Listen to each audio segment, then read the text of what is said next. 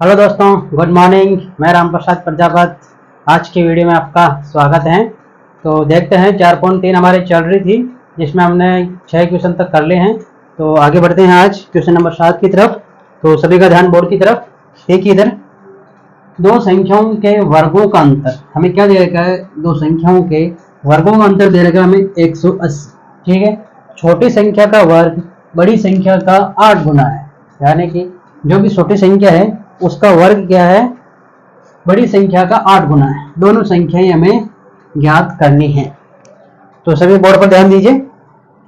सबसे पहला काम हम क्या करेंगे, माना कि दो संख्या ज्ञात करनी है। हमें पता नहीं संख्याएं कौन सी हैं। माना कि दो संख्याएं x और y है। हमें संख्याओं का पता नहीं है, इसमें संख्याएं दे नहीं रखी है। तो हमने क्या किया, पहला काम x और y मान ली, और जिसमें हमने माना कि x संख्या बड़ी है और y संख्या छोटी है, क्योंकि इसमें बड़ी छोटी की बात कही है। अब देखिए दो संख्याओं की वर्गों का अंतर 180 दे रखा है। तो दो संख्या हमने x और y मानी, तो इनके वर्ग का अंतर क्या होगा, वर्ग का अंतर करना है। यानी कि x का स्क्वायर, पहली संख्या का स्क्वायर, दूसरी संख्या का स्क्वायर, और उनका अंतर कितना दे रखा है, 180 दे रखा है हमें, ये 180। ठीक है यहाँ तक। फिर देखिए छोटी संख्या का वर्ग, यानी छोटी संख्या कौन सी, y, ये छोटी संख्या का वर्ग बड़ी संख्या का 8 गुना है। बड़ी संख्या का 8 गुना, बड़ी संख्या कौन सी है, x है, इसका 8 गुना है, यानी x का 8 गुना इन, अक्ष को 8 से मल्टीप्लाई किया मतलब अक्ष का 8 गुना। देखिए एक बार फिर दो संख्याओं के वर्गों का अंतर, यानी दो संख्या x और y है, इनका वर्ग किया, इनका अंतर 180 के बराबर है। ये तो हो गई हमारे फर्स्ट समीकरण, समीकरण नंबर फर्स्ट। ठीक है, दूसरी बात इसमें कही गई है कि छोटी संख्या का वर्ग है ना, यानी छोटी संख्या का वर्ग y स्क्वायर। ठीक है, बड़ी संख्या का 8 गुना है, यानी बड़ी संख्या का 8 गुना किया तो ये y स्क्वायर 8 अक्ष के बराबर हो गया। इसमें दे रखा है कि छोटी संख्या का वर्ग बड़ी संख्या का 8 गुना है। इसको समीकरण नंबर 2 डाल दीजिए। ठीक है यहाँ तक। अब देखिए समीकरण 1 में y स्क्वायर का मान हमें पता है, तो हम क्या करेंगे, समीकरण 1 में y स्क्वायर का मान रखने पर जो भी y स्क्वायर का मान हमें प्राप्त हुआ उसे समीकरण 1 में रख दीजिए। y स्क्वायर का मान क्या, 8 अक्ष, तो समीकरण 1 में रख दीजिए। समीकरण 1 अक्ष स्क्वायर है, माइनस y स्क्वायर के स्थान पे क्या रखना है, 8 अक्ष बराबर 180। ठीक है यहाँ तक। हमने क्या किया, y स्क्वायर का मान 1 में रख दिया। अब ये बराबर 180 इधर आएंगे तो माइनस 8 अक्ष माइनस 180 बराबर में 0। ठीक है, अब हमें क्या चाहिए, गुणनखंड करेंगे।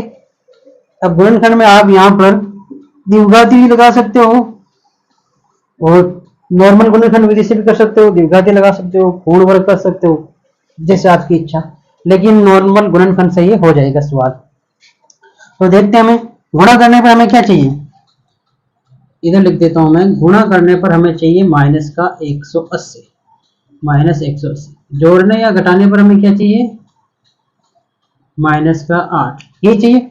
बीच वाला जोड़ने या घटाने पर चाहिए, और 180 हमें गुणा करने पर चाहिए। तब आप इसका कर पा रहे होंगे। देखिए नहीं हो पा रहा तो इधर देखिए 180, इसके कर लीजिए गुणनखंड पहले। ठीक है यहाँ तक। 2 का भाग दिया 90, 2 का भाग दिया 45, 2 का नहीं आएगा, 5 का दिया 9 बार, 3 का दिया 3 बार, फिर 3 का दिया 1 बार। तो हमारे पास क्या गुणनखंड प्राप्त हुए, ये जो भी गुणनखंड प्राप्त हुए। अब इनसे हम देखेंगे कि माइनस का 8 कैसे बन सकता है। 2 दूनी 4, पहले ये ले लेते हैं, 2 दूनी 4, 4 दूनी 20, 3 3 9, 20 और 9 में माइनस 8 आ सकता है क्या, नहीं आ सकता। तो क्या बन सकता है यहाँ पे, यानी कि 2 और 5 लेने पर, और 2 इंटू 2 सॉरी 2 इंटू 3 इंटू 3 ये लेते हैं हम, यानी कि 5 और 2 लेंगे तो हो जाएगा 10, बाकी 2 3 3 लेंगे, 3 3 9 9 दूनी 18, 18 और 10 हो जाएंगे, यानी कि मैं लिख सकता हूँ एक्स स्क्वायर माइनस का 18, माइनस का 8 चाहिए तो बड़ी संख्या हम माइनस की लेंगे, छोटी संख्या प्लस की लेंगे। जैसे बड़ी में से छोटे जाएगी हमें क्या प्राप्त हो जाएगी, माइनस की, और माइनस 180 बराबर 0। ठीक है यहाँ तक। अब देखिए x कॉमन आ जाएगा इसमें, तो क्या बच जाएगा x माइनस 18 प्लस यहाँ 10 कॉमन आ जाएगा, x बच जाएगा, 10 का भाग 180 में देंगे कितना आएगा, माइनस का 18 बराबर 0। अब हम क्या करेंगे, x माइनस 18 कॉमन आ जाएगा, तो x माइनस 18 कॉमन ले लीजिए, जो संख्याएं बच रही है उन्हें अब लिख दीजिए। क्या बच रहा है हमारे पास, x प्लस 10 बच रहा है बराबर 0। अभी x माइनस 18 ये भी 0 के बराबर होगा, x माइनस 18 बराबर 0, तो x बराबर क्या आया 18, इधर x प्लस 10 बराबर 0, ये भी 0 के बराबर करेंगे, x प्लस का है इधर जाएगा किसका हो जाएगा, माइनस का हो जाएगा। अब x के हमारे पास दो मान प्राप्त हो रहे हैं, एक 18 हो रहा है, एक माइनस 10 हो रहा है, तो माइनस वाला नहीं होगा। क्यों नहीं होगा, समीकरण 2 के अंदर देखिए आप x का मान यदि 10 रखते हो तो माइनस 80 आएगा। समीकरण 2 के अंदर x का मान रखोगे 10 माइनस के, तो माइनस के 80 आएंगे, और y स्क्वायर माइनस 80 यानी y स्क्वायर यानी किसी भी संख्या का वर्ग माइनस में नहीं हो सकता। क्यों, यदि माइनस 2 का वर्ग करें तो भी 4 आता है, और प्लस 2 का करें तो भी 4 आता है, यानी कि किसी भी संख्या हो चाहे माइनस की भी संख्या उसका वर्ग करेंगे तो हमेशा प्लस ही आएगा। अब जैसे ही 10 यहाँ रखोगे तो माइनस का 80 आएगा वाई स्क्वायर का मान, जो संभव नहीं है, इसलिए x का मान माइनस 10 नहीं होगा, x का मान 18 होगा। तो x का मान 18 होगा तो y का मान याद कर लीजिए समीकरण 2 से या 1 से, जिसमें चाहो उसमें रख लो, लेकिन 2 में थोड़ा इजी रहेगा। समीकरण 2 से हम क्या करेंगे, x का मान रखेंगे वाई स्क्वायर बराबर 8 इंटू 18, वाई स्क्वायर बराबर 18 को 8 से मल्टीप्लाई कीजिए, 64 6 8 से 14, यानी कि जैसे y करेंगे ये हो जाएगा 144 और y बराबर हो जाएगा 12, यानी कि x का मान 18 और y का मान हमें प्राप्त हुआ कितना, ये साइड में है, इधर ये रोड है, यहाँ पे कितना प्राप्त हुआ 12। एक बार फिर समझ लीजिए, हमें क्या करना है, दो संख्याएं माननी है x y, उनके वर्गों का अंतर करना है। वर्गों का अंतर 180 दे रखा है, और छोटी संख्या का वर्ग बड़ी संख्या का 8 गुना है। 2 का मान हम 1 के अंदर रखेंगे, 1 पे रखने पर हमें समीकरण प्राप्त होगी, फिर हम इसके गुणनफल ज्ञात करेंगे। तो 8 को माइनस 8 को हम माइनस 18 प्लस का 10 लिखेंगे, 18 में से 10 जाएगा तो माइनस के 8 आ जाएंगे, और 18 10 से मल्टीप्लाई होगा तो माइनस का 180 आएगा। ठीक है, फिर x कॉमन लेंगे, x माइनस 18 बचेगा, 10 कॉमन लेंगे, x माइनस 18 आएगा, x माइनस 18 दोनों तरफ है, कॉमन लेंगे तो x प्लस 10 बच जाएगा। ठीक है, x माइनस 18 बराबर 0 रखेंगे तो x का मान 18 प्राप्त होगा, x प्लस बराबर 0 रखेंगे, x प्लस 10 बराबर, तो x का मान माइनस 10 होगा, जो कि संभव नहीं है। फिर x का मान 18 समीकरण 2 में रखने पर हमें y का मान 12 प्राप्त होता है। ठीक है, नोट कीजिए इसे। फिर देखते हैं नेक्स्ट। सभी का ध्यान बोर्ड की तरफ, क्वेश्चन नंबर 8 बोर्ड पे लिखा हुआ है, देखिए सभी बोर्ड की तरफ, सभी का ध्यान बोर्ड की तरफ होना चाहिए। एक रेलगाड़ी एक समान चाल से 360 किलोमीटर की दूरी तय करती है। यदि वह चाल 5 किलोमीटर अधिक होती तो वह उसी यात्रा में 1 घंटा कम समय लेती। हमें रेलगाड़ी की चाल ज्ञात करनी। एक रेलगाड़ी है 360 किलोमीटर दूरी तय करती है, फिर उसकी चाल 5 किलोमीटर बढ़ा दी गई है। बढ़ाने पर उस यात्रा में हम किसी भी गाड़ी की स्पीड बढ़ाएंगे तो समय कम लेगी, ऑब्वियसली बात है ये तो सभी का ध्यान बोर्ड की तरफ, इधर ध्यान दीजिए, आसान सा क्वेश्चन है। सबसे पहला काम, एक समान चाल से 360 किलोमीटर दूरी तय करती है, तो दूरी कितनी दे रखी है क्वेश्चन के अंदर, दूरी दे रखी है 360 किलोमीटर, तो लिख लीजिए इसे। चाल एक समान चाल से, चाल हमें पता नहीं है, तो माना कि चाल कितनी है वही x, चाल हो जाएगी x किलोमीटर प्रति घंटा। अब आपको एक फॉर्मूला बताया हुआ है समय का। समय का फॉर्मूला क्या होता है? दूरी अपॉन 4, ये दूरी है अपॉन 4, ये होता है समय का फॉर्मूला। आपको ध्यान रखना है दूरी हमें कितनी दे रखी है? 360, चाल कितनी है? x, यानी कि समय हमारे पास क्या है? 360 अपॉन x। ठीक है, आगे क्वेश्चन में क्या बोल रहा है? यदि ये चाल 5 किलोमीटर अधिक होती, चाल कितनी होती? 5 किलोमीटर अधिक, तो नई चाल हमारे पास क्या आएगी? नई चाल आएगी 5 किलोमीटर अधिक ही बोला है, तो पहले चाल x थी, अब 5 किलोमीटर अधिक हो गई तो x प्लस 5 हो जाएगी। चाल किसमें आती है? किलोमीटर प्रति घंटे में। ठीक है, और दूरी कितनी है? दूरी तो वही दूरी है। इसमें क्या बोल रहा है? यदि ये चाल 5 किलोमीटर अधिक होती तो उसी यात्रा में 1 घंटा, उसी यात्रा मतलब जो 360 किलोमीटर की यात्रा कर रही है उसी में 1 घंटा कम समय लगता, यानी दूरी तो वही है। तो अब हम समय ज्ञात कर लेंगे। नया समय, या फिर ऐसे लिख दीजिए यात्रा का समय। यात्राएं की जा रही है यहाँ पे है ना, यात्रा में 1 घंटा कम समय लगते हैं। तो अब यात्रा का समय क्या हो जाएगा? दूरी कितनी है? 360, और चाल कितनी है? x plus 5। ठीक है यहाँ तक? अब इधर ध्यान दीजिए, यहाँ तक आपको समझ में आया होगा। अब एक लाइन में आपके सामने लिख रहा हूं, इसको समझने की कोशिश करें। यात्रा का समय किसके बराबर हो सकता है? पूर्व समय, जो पहले का समय लग रहा था, पूर्व समय में से मैं अगर -1 निकाल दूं तो यात्रा का समय आ जाएगा। ये लाइन आपको समझ में आई क्या? ये लाइन अगर आपको समझ में आ जाती है तो ये क्वेश्चन सोल्व हो जाता है। बस सारा का सारा इसी के इर्द गिर्द ये घूम रहा है। ये जो भी बोलना चाह रहा है उसको आप ध्यान से समझिए। पहले क्या, दूरी 360 थी, चाल हमने x मानी, समय 360 अपॉन x हो गया, नई चाल x प्लस 5 हो गई, और यात्रा का समय नया जो भी है वो 360 अपॉन x प्लस 5 होगा। यहाँ तक तो ठीक है। लेकिन इसमें क्या गया, कहा गया है कि यदि चाल 5 किलोमीटर अधिक होती तो यात्रा में 1 घंटा कम लगता, यानी कि पहले उसको समय लग रहा था 4 घंटे, अब 5 किलोमीटर अधिक स्पीड से चलने से उसको समय क्या लग रहा है? 5 माना कि पहले 5 घंटे समय लग रहा था, तो अब कितना लगेगा? 4 लगेगा। क्यों?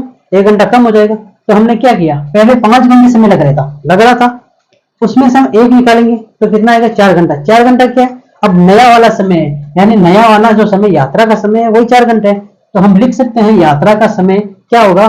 पहले का समय में से 1 निकालेंगे। मैंने कहा था पहले हमने 5 माना, 5 में से जैसे 1 निकालते हैं 4 बचता है, तो उसी प्रकार पहले वाले समय से हम जैसे 1 घंटा निकालेंगे तो वो नया समय आ जाएगा। ठीक है यहाँ तक? अब लिख दीजिए यात्रा का समय कितना है?